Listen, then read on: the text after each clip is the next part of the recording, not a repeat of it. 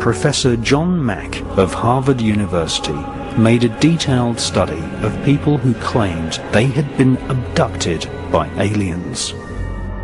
In his book, John Mack studied abductees who said that the grey alien is actually a genetically engineered reptilian who invade planet Earth on a regular basis and collect human DNA as part of a plan to breed an alien-human hybrid race who will serve an extraterrestrial elite.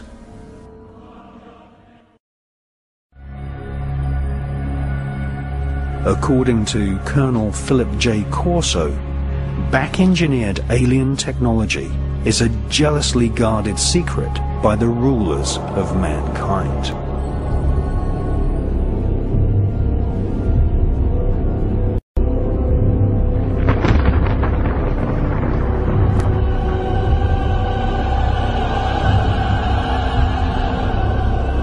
The elite use the international network of secret societies to honor and control the government and military officials who work on secret projects for the elite.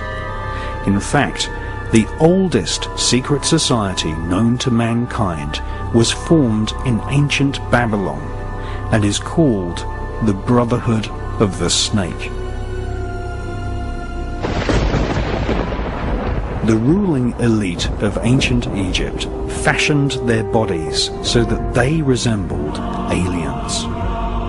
All over ancient Egypt, serpents, snakes, and reptiles are associated with kingship and power over the human population.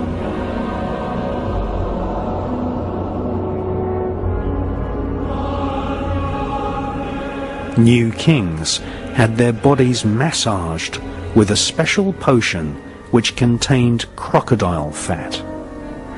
This was a worldwide cult of the crocodile, a reptilian species which has kept its original form since before dinosaurs walked on land. The crocodile is pictured alongside the Wangina creator spirits of Western Australia. Reptiles have always been associated with a race of hidden masters.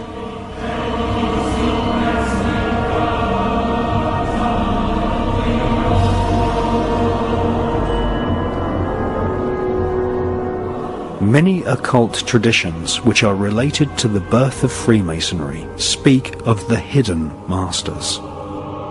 Some occult historians and authors claim that a group of hidden masters control world international Freemasonry. Ancient Masonic texts suggest that these hidden masters are in actual fact alien spirits from another world.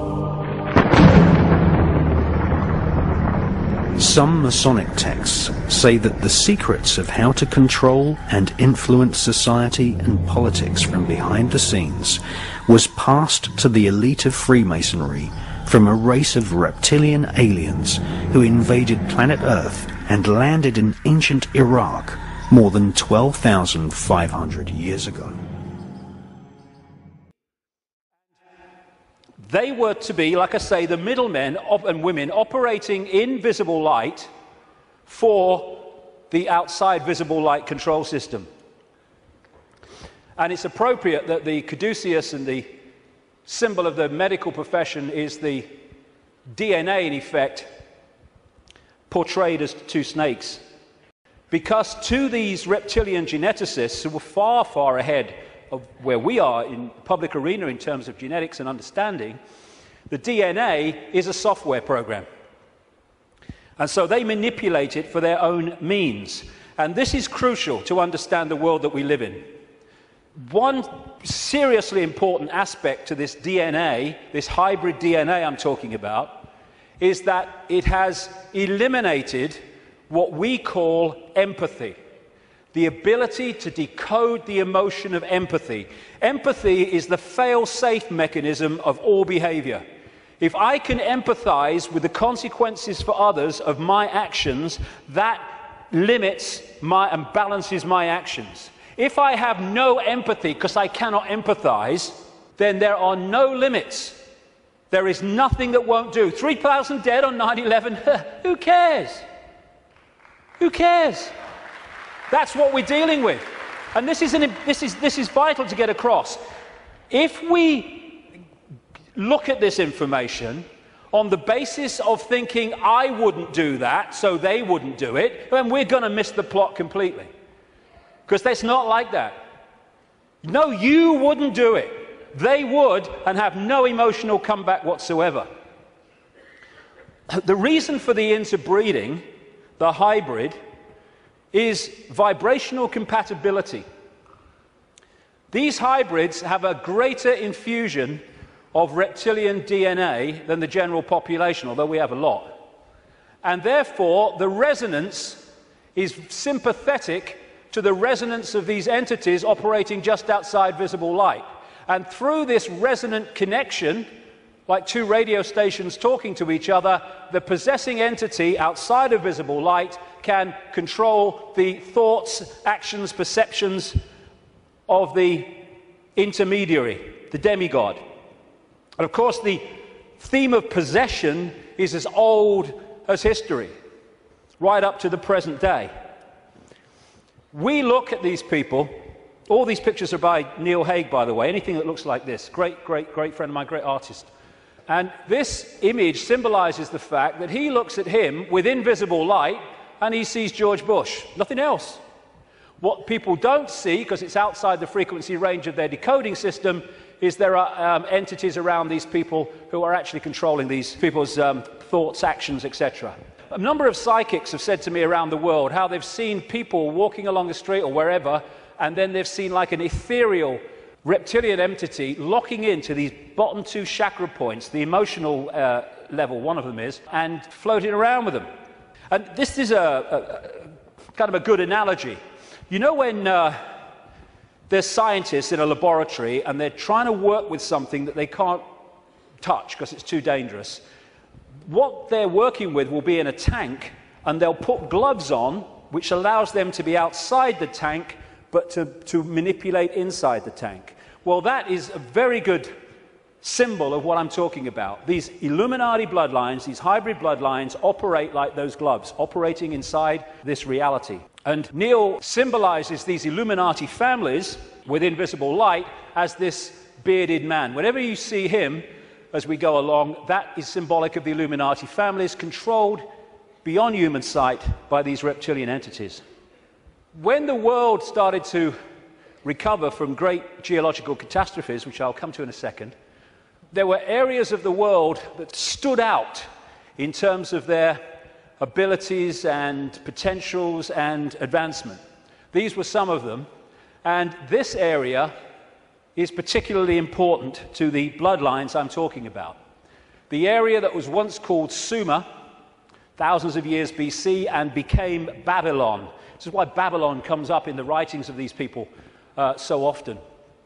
And it's Mesopotamia, the land between two rivers.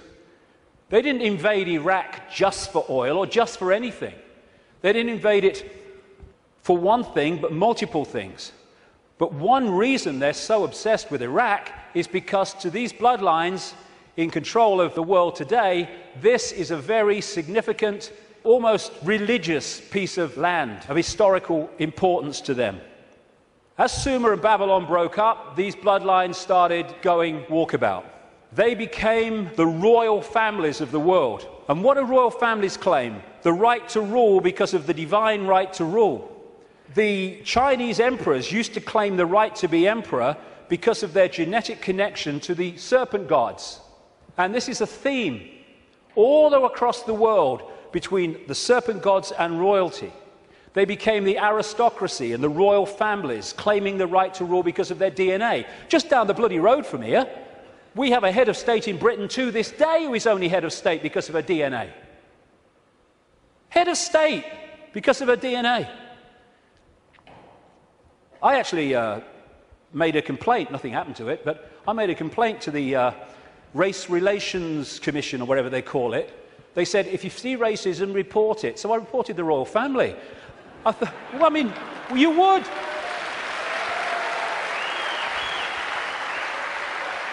You would. Because they go, racism, we must stop racism. All these bloody politicians go, well, get down to Buckingham Palace then. You're saying you can only be head of state, not only if you're bloody white, effectively, but if you only come from the same bloody family. Ridiculous. Anyway, it's always been and it still is. And so these aristocratic and royal families moved on. Eventually, when the people started to rebel against overt royal control dictatorship, these families, some of them stayed in the royal families overtly, and there's still some around, like ours. But these families moved into politics, into banking, into business, and became the dark suit, but they still perceive themselves as royalty, as special, because of this genetic connection to the serpent gods. And through the British Empire, the so-called Great British Empire, and the other European empires, as these bloodlines moved up into Europe from the Middle East, etc., they exported these bloodlines all over the world.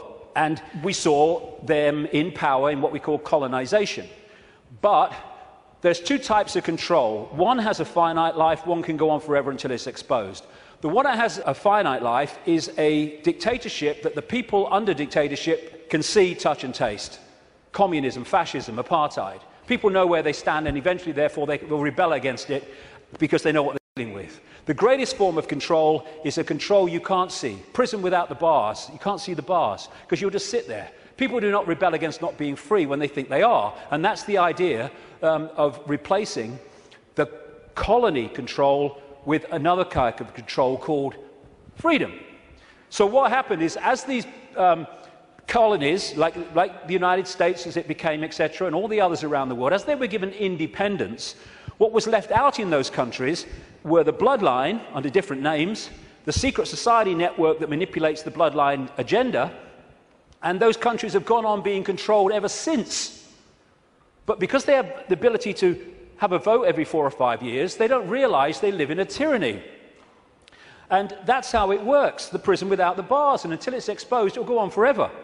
And so these kind of people, especially the Rothschilds, they are major, major players in this. They are the middlemen for the manipulation of this reality from these entities mostly outside of this reality. And what they've created is like a global transnational corporation. What you have with a corporation is you have a headquarters somewhere in the world, and then in each country you have subsidiary companies of that headquarters, that central point. And all the subsidiaries in the world carry out the policy of the central point. Well, what these Illuminati hybrid family networks have done is create exactly the same, but instead of companies, they are secret society networks. So you've got the center of the web in Europe, for historical reasons, at operational level anyway, places like London, not the British government, the secret society center in London. In Rome is another one, the Roman Church, Rome, and other points in Europe. And then in each country, you have families from the network in those countries whose job it is to run the networks that control that country's business, banking, politics, media, all of it. And so what you have is, from this central point in Europe, the center of the web, all these different places and countries all over the world then impose on their country what is being dictated here. And that's why, as I travel around the world, I see the same things being introduced in different countries at the same time, overwhelmingly justified by the same excuses. It's all a global network. It can be symbolized too as a web, like I say, with the Rothschilds real close to the spider, and all these different strands on the web are different secret societies, different semi-secret societies, transnational corporations, and all the rest of it. So when you see all these different names of these corporations that dominate the world in so many ways, and the pharmaceutical cartel and the oil cartel and all the rest of it, the biotech cartel, they're all different names or different masks on the same one face. And so you have this structure where outside of visible light you have the reptilian control system, comes down through the Illuminati families, and they control the people in power to push the world in a certain direction. Another way of looking at it here. You see, all these different people, these fight among themselves and all the rest of it, though if it gets out of hand, they get sorted. So these sit on the top of all these different countries. They control these different areas of their societies, and the people are then played off against each other. These buggers don't go to war. They tell these buggers to go to war. And if we stop going to bloody war, game over. But we do. Ridiculous. That's part of becoming conscious.